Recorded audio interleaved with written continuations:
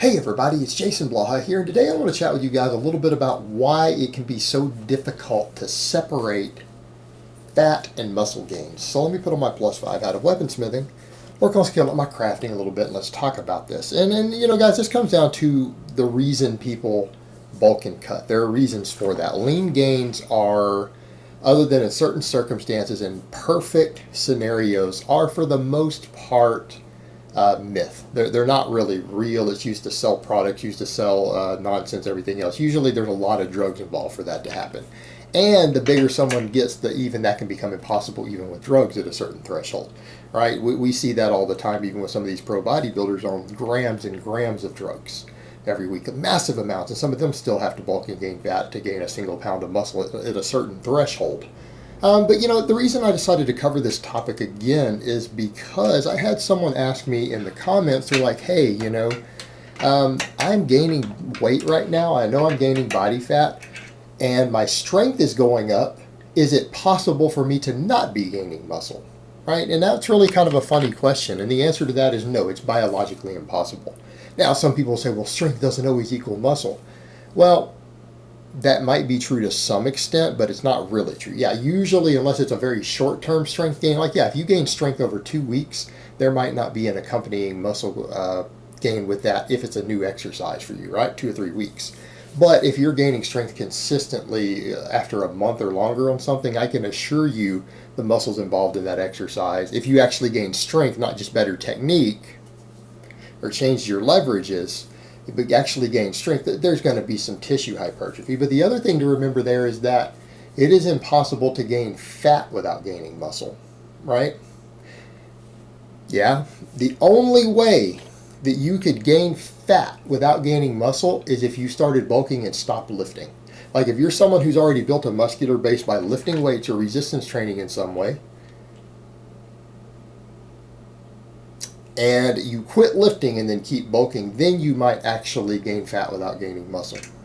But if you are someone who's lifting weights, let's say you're doing a certain amount of training or exercising, whatever that baseline is, whether it's 0, because that's a baseline, right? 0 is a given amount of training. Or let's say you're doing an exact same amount of rep sets with weight. Like let's say you're squatting, benching, deadlifting, overhead pressing, X amount of weight for X amount of reps every week, and you start bulking and you start gaining fat. Even if you don't add any weight to the bar, you will gain some muscle mass, right? So someone who doesn't lift or someone who's lifting consistently, you will absolutely gain muscle from the act of overeating. Food itself causes muscle gain. A fat person has more muscle than a skinny person. If you take 2 identical twins who don't even work out and one of them weighs 150 and the other one bulks up from 150 up to 200 pounds, right, just from overeating, and you were to DEXA scan them, the 200-pound one will have more muscle mass even if they don't work out. In other words, the actual physical act of overeating creates anabolic hormones in your body that build more muscle. The act of carrying around more body weight with these anabolic hormones builds more muscle.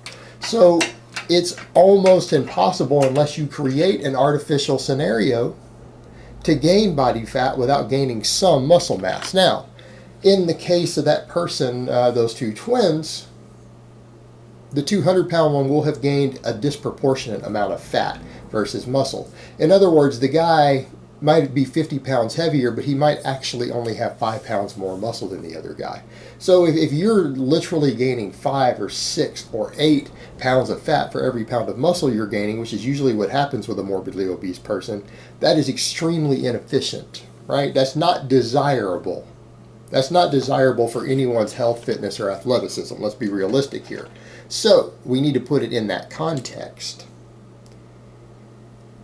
But the actual act of overeating will make you gain more muscle, and that's the truth. People have tried to say things like, well, if a person bulks harder, they won't necessarily gain more muscle because you can only gain X amount of muscle in a week. Well, that's not true. That can actually continue to go up. It's just that the higher your caloric intake goes, the larger your caloric deficit goes, the more fat you will gain in proportion to the muscle you gain. So at a certain threshold, you're going to start gaining double the amount of fat as muscle, triple the amount, 5 times the amount, right? You're still going to gain more muscle if you overeat even more.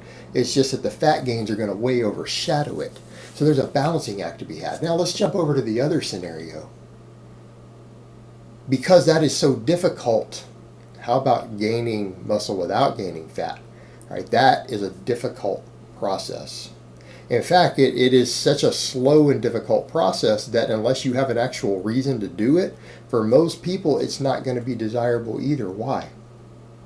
Well, because without overeating, it affects your training workload, it affects your recovery, it affects your anabolic hormones, everything else. So if a person is saying, okay, I'm at 160 pounds right now and I want to build 20 pounds of muscle, right? They want to get up to 180 with the same amount of fat they have right now. Now, 20 pounds of muscle for someone starting as a novice can take them a couple of years to do, and then they're going to slow down dramatically after that, right? That's assuming you're bulking, though.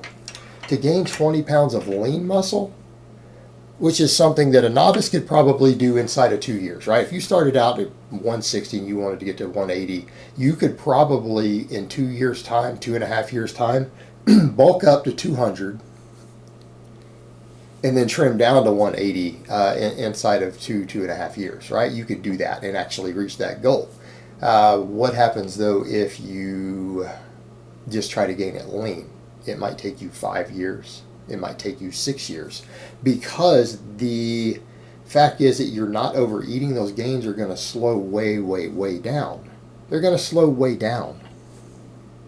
Lean gains are extremely difficult, and in some cases you're going to stall for long periods of time, and that's what's going to make it excruciating. For someone who isn't willing to actively gain significant amounts of body weight, because again, if you're trying to make lean gains, you're very quickly going to find yourself at a point where you're gaining half a pound a month sometimes, right? Half a pound, maybe a pound, if that, trying to put on those lean gains.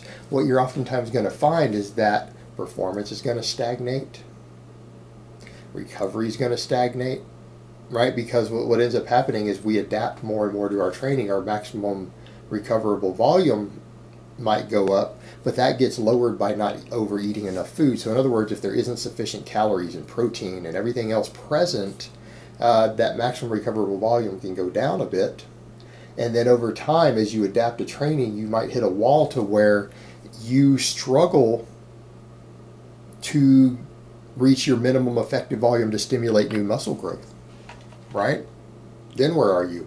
So you're going to have to run through periods of time where when you're doing things like that, you're going to run through blocks of time to where you have to do a lot of overreaching and underreaching. Like you're going to have to exceed what you can recover from on your food intake. You're going to exceed that sometimes, and your performance isn't going to be on par without the extra food. Your recovery is not going to be on par.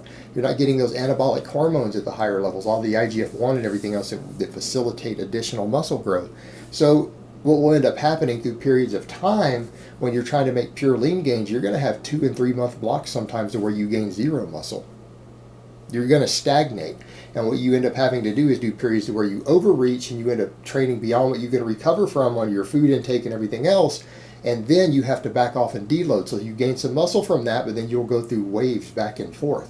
And you might have to do it in 3-week waves or 6-week waves and things like that, to where you push beyond your capabilities to break through that plateau. But then you'll struggle with recovery ability. So you'll do it and you'll stimulate some muscle growth. Then you'll have to back off for a while and train below the threshold that you need to stimulate growth. So it's a really tricky process. And so it's very difficult without drugs going into the equation for anyone who's not a novice to really separate these two. Now, does it mean that people can't do it? No, it's easily done for certain people, right? And I'm not saying it can't be done for more advanced lifters. It absolutely can be, but they're going to have to pay attention to what I just explained. It's going to be a very slow, very drawn out process. Now, who can actually do it easily? Well, total novices to the gym. In fact, novices to the gym can lose fat and gain muscle at the same time, right? If you're new to lifting, you're new to training, it's totally possible for you to actually lose body fat and gain significant amounts of muscle in a short period of time. But very quickly, you're going to hit a wall on that. How about people who have detrained? Like if you've been bigger and stronger and everything in the past, say a year ago, and you let a lot of that drop off, it will be very easy for you to make lean gains off of muscle memory, right? Those people can do it. What about when drugs come into the mix? Yeah, someone who's new to anabolic drugs can go on some stuff and they can make pure lean gains. They can absolutely do it. But over time, they'll run into the same problem also with the homeostasis and everything else involved, that eventually they're going to get to a point where even they can't. They'll have to use more to achieve it again. right? And they'll have to use even more to achieve it again, and that'll just keep going up and up and up until they eventually get to a size to where they're going to have to use enormous amounts of stuff to gain a single pound of muscle mass without any fat gain. So there's a real tricky balancing act to all of it. And so what I would say to most people is that in light of that, when you start talking about wanting to gain muscle without gaining fat, you need to really seriously weigh out what you're willing to accept in terms of time frames. And if you're willing to accept extremely extended time frames to reach a goal, that's acceptable, because some people need to make weight classes, some people have a certain look they need to maintain, so therefore they might need to do it that way. But if your goal is to get pretty big and strong, bulking and not being afraid to put on 10 pounds of fat is going to help you a hell of a lot more. You're going to get to your goals a lot faster if you're willing to do it that way. And I'm not telling you to get sloppy. I'm not telling you guys to get as fat as I was earlier this year. I wouldn't even recommend that for health reasons. But you can't be afraid of gaining some body fat if you actually want to gain muscle at an appreciable rate. All right, guys, but that's really all I have to say on that today. I hope it's been informative, and I will talk to you guys next time.